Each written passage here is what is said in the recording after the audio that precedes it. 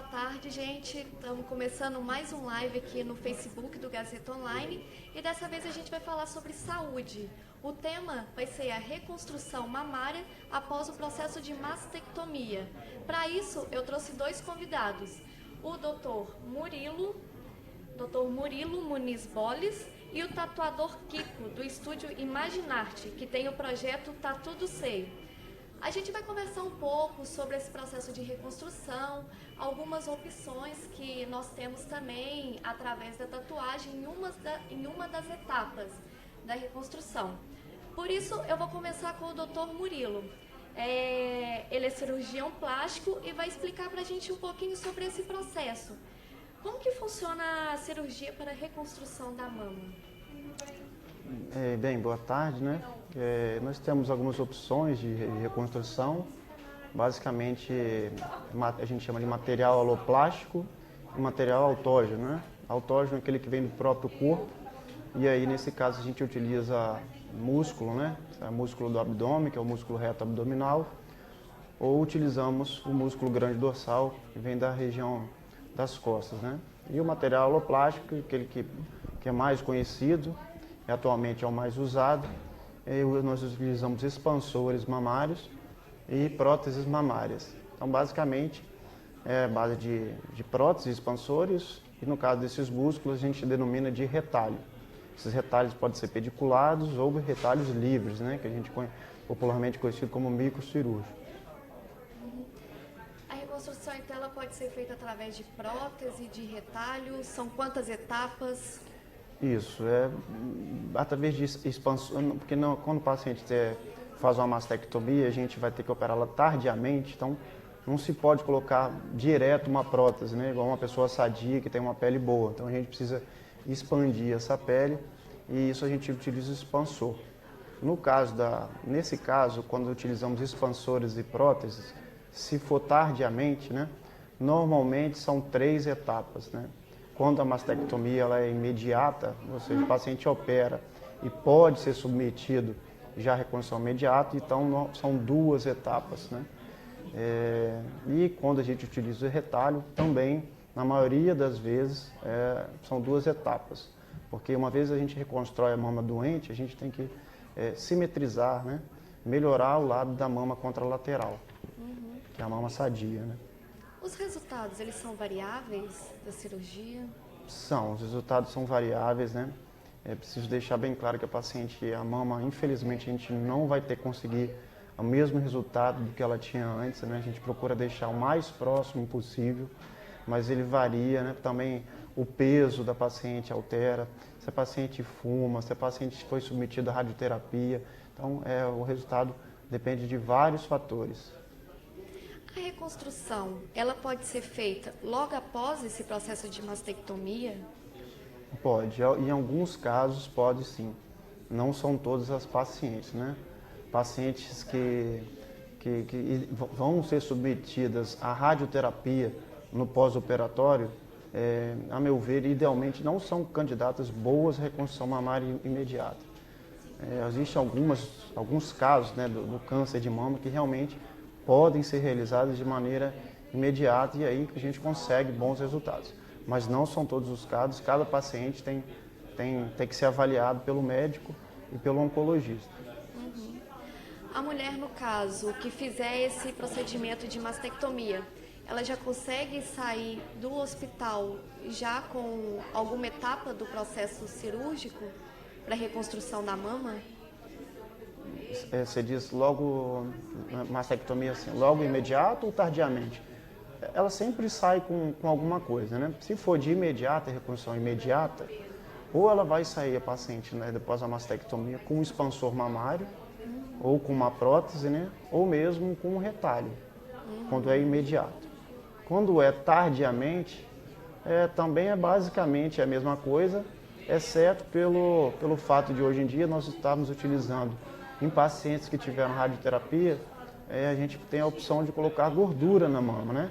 Realiza-se enxerto de gordura para essa pele melhorar e a gente poder utilizar, né, expansores e próteses nessas peles que são danificadas pela radioterapia.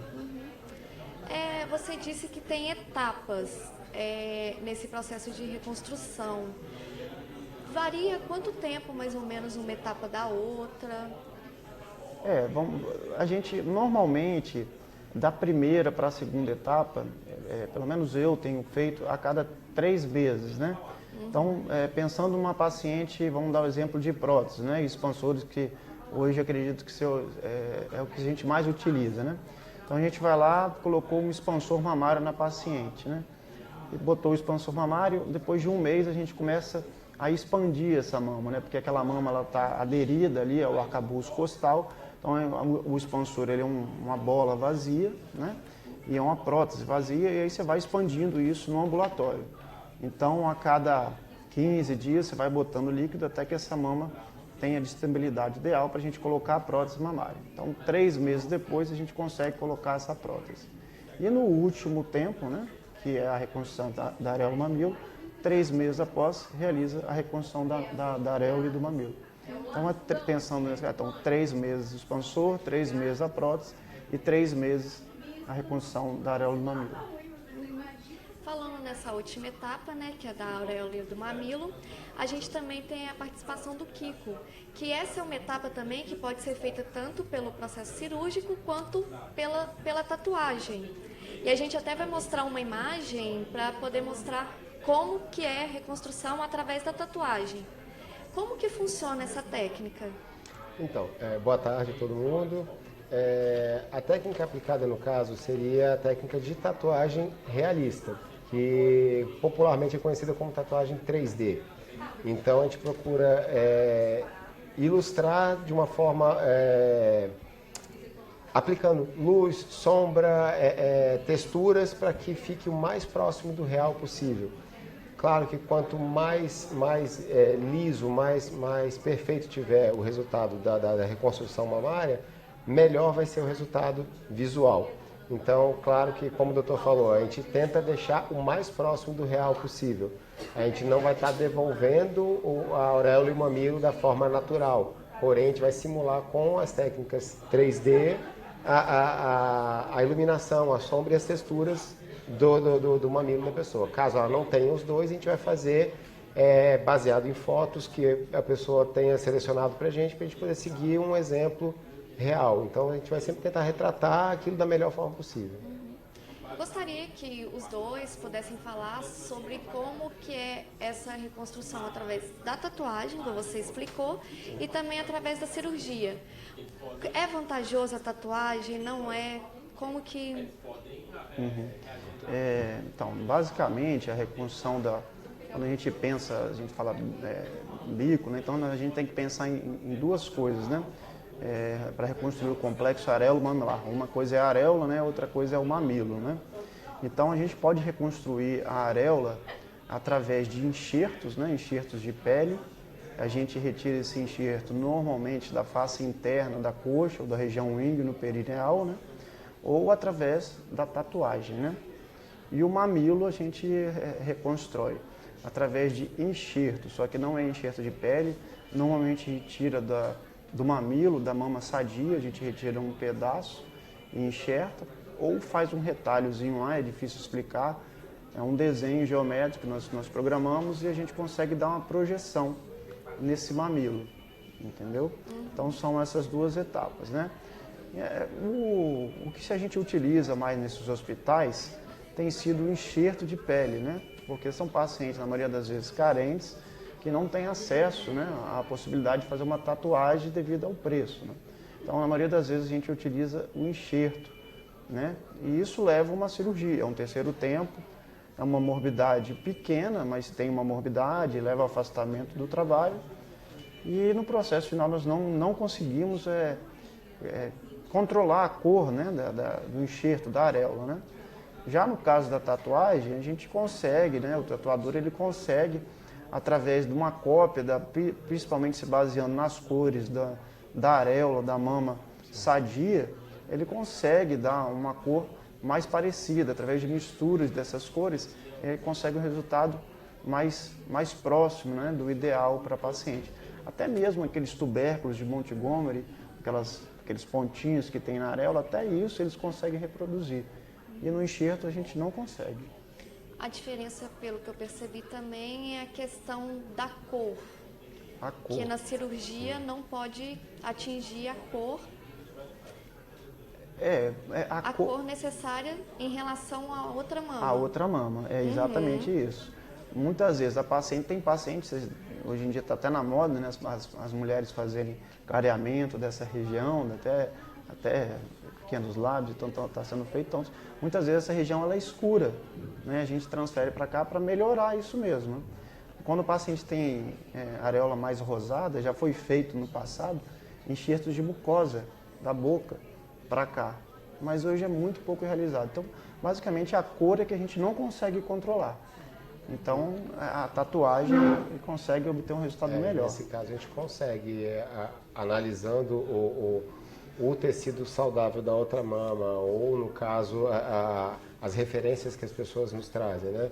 A gente consegue fazer com que uniformize. Então, vamos supor, às vezes essa reconstrução deixou uma das áreas levemente mais clara do que o que a gente vai fazer. Então, eu consigo fazer o desenho da mama que está necessitando, porém eu posso equilibrar a coloração do outro mamilo também com a pigmentação. Então, eu consigo deixar mais uniforme, justamente poder fazer aquela simetria que eu estava falando no início.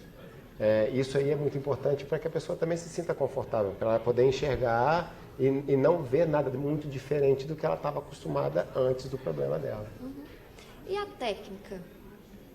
Qual é a técnica utilizada da tatuagem? Então, a técnica seria de desenho realista, é tentar reproduzir com luz, sombra e texturas.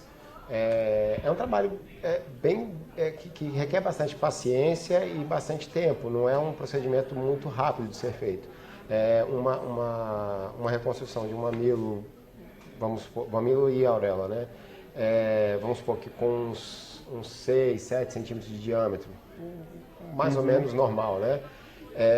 Leve aproximadamente 3 horas ali para você reconstruir, fazendo os tubérculos de Montgomery, fazendo todos os detalhes possíveis, ranhuras, a projeção realmente dessa sombra. Então a gente olha em iluminação normal, como seria a projeção da sombra daquele mamilo. A gente faz a mesma projeção de sombra em desenho. Então basicamente é a técnica de tatuagem realista. Então é como se fosse reproduzir um retrato seu, ou reproduzir um retrato de um mamilo. A gente vai fazer a mesma técnica. Então, a projeção de luz e sombra é que dá esse efeito tridimensional no visual. Claro que não no tato, mas a técnica é o realismo. Às vezes a pessoa não tem nem o mamilo, na verdade, Sim. E ele é feito através dessa técnica, né? Justamente. É a simulando impressão luz e sombra. simulando. Exato. Essa técnica, ela pode causar alguma alergia? Não. Para ter esses pigmentos todos, a Anvisa ela é muito criteriosa. Então, as tintas todas que são liberadas aqui no Brasil, elas não possuem nenhum tipo de metal pesado na composição. Alguns polímeros que lá fora são autorizados, aqui no Brasil não são autorizados. Então, a Anvisa é muito criteriosa e a gente só trabalha com esse tipo de pigmento. Então, no caso, vamos supor, da pessoa ter alguma alergia a algum pigmento, ou seja, de tinta de cabelo ou de pigmento alimentício, isso daí normalmente nos é informado na anamnese, quando a gente vai fazer o primeiro contato com o cliente. E a gente sugere que procure um alergista dele e tal. A gente passa toda a numeração, o código dessa tinta, para poder a pessoa passar para o médico dela e ela verificar na composição se tem alguma coisa que possa causar alergia. Então é um procedimento muito seguro. A probabilidade de ter algum processo de alergia é mínimo. E tem a questão da cor, ela pode sofrer alteração? Sim, como toda tatuagem, ela sofre uma alteração com um certo tempo, né? Eu não sei se a interação com algum medicamento, alguma coisa pode afetar na coloração, mas há uma perda gradativa mesmo de coloração. Alguns fatores locais podem realmente, porque é epiderme e derme profunda, que seja a tatuagem, né? Uma tatuagem intraderme. Eu acho que uma das coisas vai até a derme, né? Porque quando o paciente faz a mastectomia... entre a epiderme e a derme. Então. E a radioterapia, muitas vezes ali, a fibrose, a cicatriz é tão intensa nesse local que os pigmentos da tatuagem, às vezes, eles não pegam ali direito. Então, com certeza, às vezes, há necessidade de retoque. Assim como no enxerto, né? Um enxerto de pele, entre aspas, como se fosse um transplante de pele, quando você tira de um local e pode ir para cá, pode também não pode pegar, né? Entre aspas, o pessoal fala rejeitar, né? Ele pode não pegar, então aí perde completamente a cirurgia. Ou então alguns locais podem a pele não pegar, e aí tem hipopigmentação, não fica uma coisa homogênea, né? Então, é basicamente isso. A Vera é uma mulher que eu entrevistei e que ela falou que ficou com medo de fazer a reconstrução da mama, voltando ao processo de reconstrução, porque ela tinha medo de voltar ao problema dela, o câncer de mama. Pode ocorrer algum problema em relação a isso devido à reconstrução? Devido à reconstrução, não. Devido à reconstrução, não. O paciente só realiza a reconstrução de mama, normalmente, a gente é bem rígido quanto a isso, ele tem que vir liberado, o oncologista tem que dar o aval, ele está liberado para a reconstrução de mama, né? Alguns pacientes, pela mastectomia, nem sempre sofrem mastectomia total. Assim, hoje em dia existem quadrante, né? Quadrantectomia, depois se faz radioterapia. Então, quando se faz um quadrante, queira ou não, você está deixando parte de uma mama lá. Isso aí tem que ser acompanhado. Mas a reconstrução mamária em si, ela não tem nada a ver com a recidiva da doença. A recidiva, se ficou, foi algum foco residual da doença que pode ter ficado no local, ou nesse processo aí ele pode ter enviado alguma micrometástase para algumas células locais que não foi resolvido na cirurgia, ou que a quimioterapia não tem apego à radioterapia. Mas pela reconstrução, não. Entendi. A gente estava até falando sobre a questão da tatuagem, e o Kiko ele tem um projeto social voltado para mulheres que não tem condição de pagar por essa última etapa, que seria tanto na fase cirúrgica ou então na tatuagem, que é a reconstrução do mamilo e da auréola. E eu gostaria que o Kiko explicasse para a gente como que é esse projeto. Sim, o projeto consiste em uma parceria entre, no meu caso, né, o tatuador e o cirurgião. Para quê? Para pegar, já fazer uma prévia das pacientes que provenham do SUS, que não tenham condição e que queiram fazer essa reconstrução, mas não tenham condições financeiras, que nos encaminhem, que eu vou fazer isso aí de forma gratuita. Então, vai ter um número específico de pacientes que eu vou atender mensalmente, mas isso aí eu preciso da indicação do cirurgião. Então, o cirurgião dando o ok, pode ser feito o procedimento, e a paciente atendendo esse requisito, sendo vinda do SUS e que não tenha condições financeiras para fazer, a gente vai fazer de forma gratuita. Por que, Kiko, que você decidiu criar esse projeto? Então, no intuito de... Isso aí foi até uma conversa que eu tive com a minha esposa logo após eu ter feito a primeira paciente paciente não, no meu caso cliente, né? De reconstrução da auréola. O retorno emocional dela para mim foi muito grande, e aquilo para mim foi uma forma de eu agradecer a Deus pelo dom que Ele me deu. Então, assim, eu queria promover o bem para alguém sem querer nada em troca, só pelo fato de poder ajudar a pessoa a recuperar a autoestima, poder voltar ao convívio familiar normal dela. Então, teve uma cliente minha que tinha vergonha de tirar a blusa na frente do marido, e isso tudo ela resgatou após o procedimento. E ela veio me falar isso daí, chorando e tal. Então, assim, eu pensei em criar esse projeto justamente para poder passar isso daí para o maior número de pessoas possível. Raquel, lembrando que muitas vezes tem pacientes que têm medo de cirurgia e que não querem fazer a reconstrução mamária. Só o fato de tatuar um mamilo e a areola ali é impressionante como que já dá um formato de mama.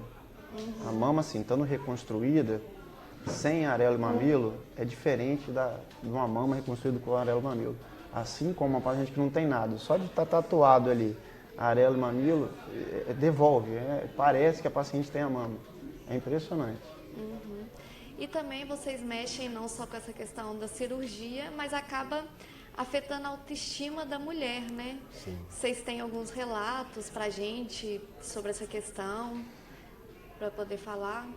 Muda a autoestima da mulher? Sim, bastante, bastante.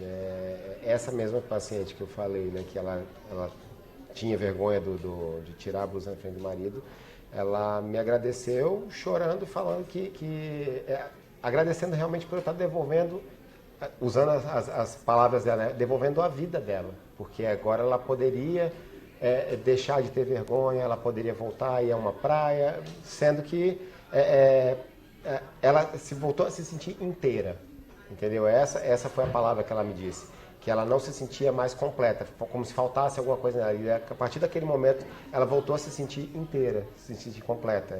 Isso aí mexeu bastante. E algum tempo depois, quando ela voltou para a gente verificar se precisaria de algum retoque, alguma coisa, ela já tinha mudado corte de cabelo, já tinha mudado, sabe? Ela resgatou a mulher que ela tinha abandonado, porque ela estava meio que se sentindo realmente posta de lado. Ela se colocou, né? Na verdade, a gente sabe que isso aí é uma coisa muito emocional, muito pessoal.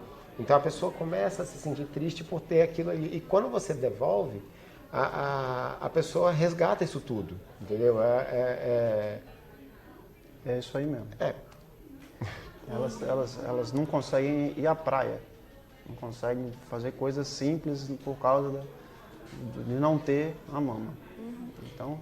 uma falou pra mim que ela não consegue tirar a blusa na frente de alguma amiga, por exemplo, se estiver na casa, experimenta essa blusa aqui, ela não consegue, ela se encolhe, vai para um canto, sendo que às vezes tá mais nelas o problema de estar enxergando aquilo ali como uma mutilação, e ela não enxerga que aquilo ali, ela já passou por uma vitória muito grande, né? Sim. Então ela deve ter orgulho de ter passado por aquilo ali e ter sobrevivido muito bem e tal. Então é só mais vamos botar aqui a cereja no bolo, a gente devolver para a pessoa aquela condição psicológica dela estar bem. Isso aí é muito gratificante, muito bom. E uma dúvida, a reconstrução ela é feita pelo SUS? Sim, a reconstrução ela é feita pelo SUS, o paciente pode realizar tudo pelo SUS sem nenhum custo.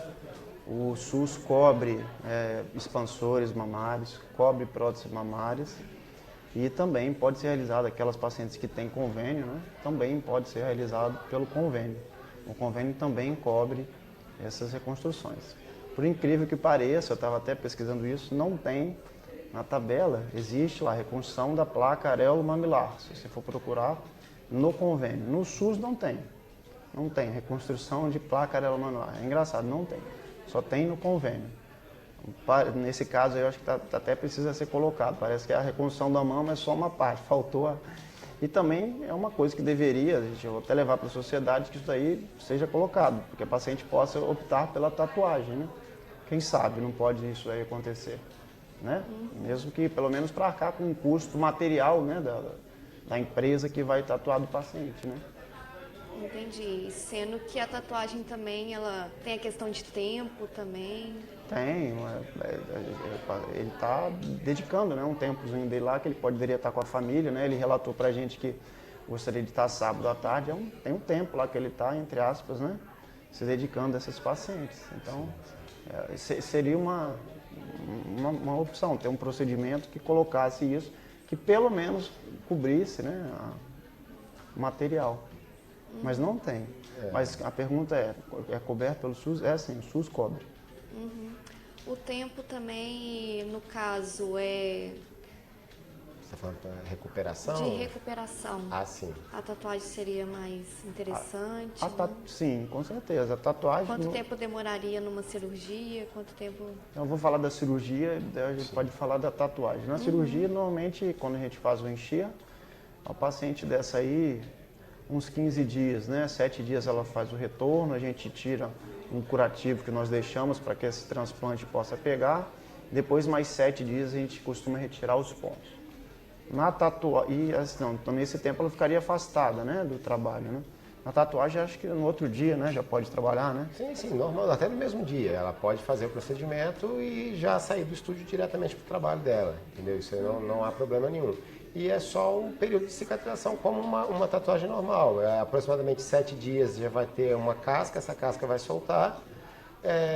Após 15 dias o tecido já regenerou completamente ali por cima. Então, assim, questão de afastamento em trabalho ou qualquer outra atividade, não há. Entendeu? Imediatamente após o procedimento, a pessoa já está liberada para fazer as atividades normais dela. E como que a pessoa consegue fazer esse procedimento no seu estúdio? Como que... Tem os telefones do estúdio, né? E a pessoa pode entrar em contato conosco através da fanpage do estúdio ou entrando em contato via telefone. Já trazendo para a gente uma autorização prévia do médico dela para que a gente possa agendar o procedimento. A minha sugestão é que vá ao estúdio para a gente poder fazer uma avaliação, já separar a coloração de pigmento, tudo certinho, para a gente já poder ver como é que vai estar realmente, né? Para poder já passar essa projeção para a pessoa e aí sim agendar a data para a gente poder fazer. Você quer divulgar telefone? Sim, o telefone do estúdio Imaginarte é 3024-2554 e tem o meu telefone particular que é 99256-1616. Aí, quem quiser entrar em contato através do telefone, a fanpage é imaginarte.tatu.studio. Uhum. Tem mais alguma coisa que vocês gostariam de acrescentar? Então, Raquel, só lembrando que assim, eu acho que o ideal, né, claro, para você fazer essa tatuagem, né, no caso dessa paciente, que foi o exemplo disso tudo, ela foi no meu consultório antes, eu marquei, né, porque você tem que marcar, você tem que botar a simetria da posição, da arela, do tamanho, essas coisas, então tem alguns materiais específicos, acho que isso daí seria o ideal, ela passa, o cirurgião demarca e ela vai direto para a tatuagem. Eu acho que isso daí é o ideal, né? Sim, com certeza. Para fazer isso, né? Seria o paciente ir, pega uma autorização do médico, procura e realiza. E aí o cirurgião também marca e a paciente faz. É importante frisar essa questão que o doutor levantou, de que é necessário realmente a autorização do cirurgião, entendeu? Então, às vezes a pessoa acha que, não, vou fazer logo porque eu não quero passar por esse procedimento. Não. Uma vez que o cirurgião autorizou, que aí sim fez já essas marcações, fez tudo lá, aí sim a gente vai pegar e fazer o procedimento, entendeu? É uma forma do meu trabalho complementar o trabalho dele, mas seria realmente o último estágio, só para poder fazer aquela reconstrução estética. O acabamento final. O acabamento final. Uhum. A diferença de um seio que foi reconstruído para um seio normal, vamos dizer assim, é muita? Chega próximo? Depende. Tem casos que a gente consegue deixar praticamente, eu estou falando para o paciente ver isso. Se vocês olharem, vocês viram a foto, ela não fala que ela foi operada. Aí também, o que piora nisso daí é as sequelas que vão ficar da mastectomia. As mamas que foram tiradas de maneiras regulares, a que a gente consegue retirar de maneira regular, elas vão ter um resultado melhor. E também que não foram submetidos à radioterapia. A gente consegue ter um resultado bem natural. Mas como eu falei no começo, sempre igual que era antes, não. Chegar a deixar prima, mas irmã igual a gente não consegue. No caso da aparência, né? No caso dessa paciente mesmo, a Vera, eu procurei retratar o outro mamilo dela idêntico do lado de cá. Então, havia uma cicatriz próximo da onde o doutor deixou o novo mamilo, que foi coberta com essa pigmentação, e eu reproduzi a cicatriz que ela tinha no outro mamilo, na parte de cima da auréola, que seria a marca da incisão anterior. Então, até esse tipo de cuidado a gente tem que ter para que haja realmente uma simetria. Então, ela olhou e se sentiu confortável, porque não viu um seio muito diferente do outro. Claro que pode haver, como a gente já comentou aqui, diferença na coloração, tal, mas isso aí vai sendo corrigido conforme vai havendo as visitas, a gente vai fazendo os acertos. Entendi. Tem mais alguma coisa que vocês gostariam de acrescentar? Não. Então a gente vai ficar por aqui. Muito obrigado pela participação do Dr. Murilo, do tatuador Kiko. Espero que a gente encontre novamente para falar sobre outros assuntos. A gente fica por aqui. Muito obrigada a todos. Obrigado.